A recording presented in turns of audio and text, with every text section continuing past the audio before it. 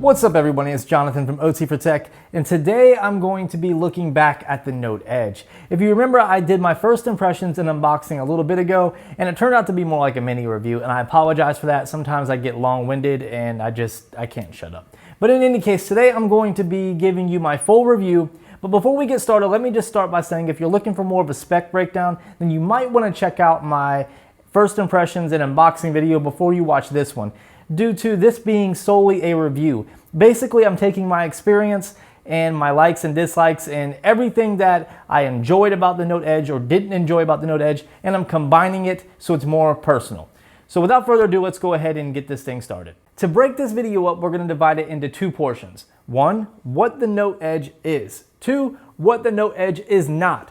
Simple enough. Allow me to begin with what the Note Edge is. Well, the Note Edge is a very unique device, not because it has a curved display, since we've seen that with the LG G Flex, which was a failure in my opinion, but because it has a curved display that acts as a separate display in itself, meaning that it delivers its own set of information to the user. You see, the main display on the Note Edge is a 5.6-inch Super AMOLED Quad HD display with a screen ratio of 2560 by 1440.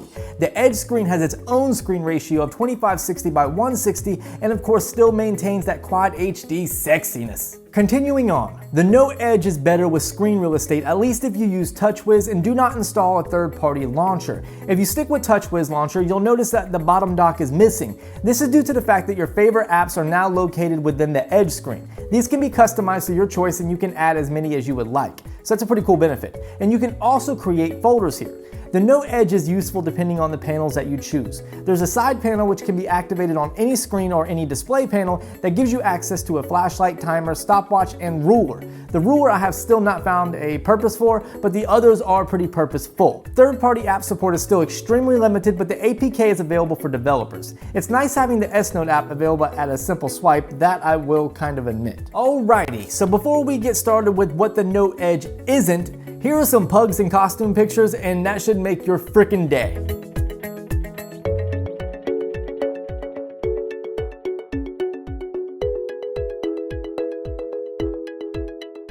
Before we proceed, none of those pictures were taken with the Note Edge. They're simple Google images, but man, are they funny as hell. Alright, so the Note Edge is not, first of all, any better than the Note 4. They feature the same specs depending if you get the Octa-Core or the Snapdragon model. The one that you see here is the Exynos Octa-Core variant, and damn does it perform well in terms of benchmarks. But seeing that I have the Snapdragon Note 4, honestly I feel real-world performance is about the same. Both are stellar. However, due to carrier optimization, I suggest that you get a US variant if you are here in the States, only for maximum performance. However, you will miss out on the 64-bit technology that comes with the Exynos chipset. Software-wise, they are both exactly the same, except for the added features of the Edge screen, which you can access everything on the Note 4 pretty much just as fast, just not as nifty or clever. Both feature the advanced S Pen with increased pressure sensitivity and performance, so they are both equal in that area. One area the Note Edge is pretty shitty in is battery life.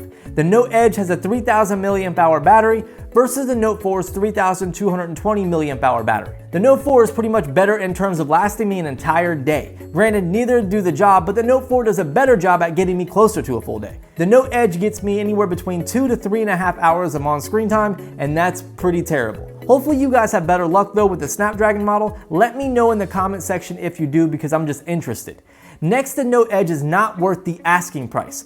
Samsung is charging a ridiculous amount of money for this phone. I mean, it's $150 to $200 more than the Note 4, and all you're getting is a little bit more screen real estate at the cost of a smaller battery. Now, I'm not the most intelligent person in the world, but think about that and then get back to me. I'd rather get the Note 4, an extra battery, and the battery charger awful less than the Note Edge. Lastly, the Note Edge is not for everyone. This is simply a prototype, more or less. It depends how you look at it. Samsung will see how well this device does and see the demand for it. Right now, it's more of a testing phase. Depending on how well this goes depends on the functionality that comes out of the Edge screen in the future and if it gets implemented into the other devices. Hence the dual Edge screen on the Galaxy S6, which is a rumor.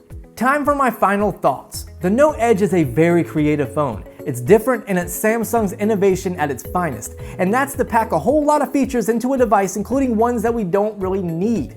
The more and more I used the Note Edge though, the more I loved it. And if the price was around the same as the Note 4, I would definitely recommend this one over the other. But that's where things get hairy. Yes, it's a marvel to look at, and yes, it feels as good as it looks. And yes, it's definitely something different. But with all that being said, it's just not functional for my everyday needs. You may be different, but for me, the Note 4 works just fine. It's cheaper, has a bigger display, and a larger battery. Well guys, I hope you liked this video. If you did, don't forget to hit that thumbs up button. It really helps out the channel. And don't forget to subscribe so you don't miss any of my new content. And while you're at it, why don't you check out some of my older videos? You might like what you see. Follow me on all my social media networks to have a more one-on-one based chat with me. And don't forget to leave a comment below and let me know what you thought. Of course, as always guys, thank you for watching and all your support, and I'll see you in the next one.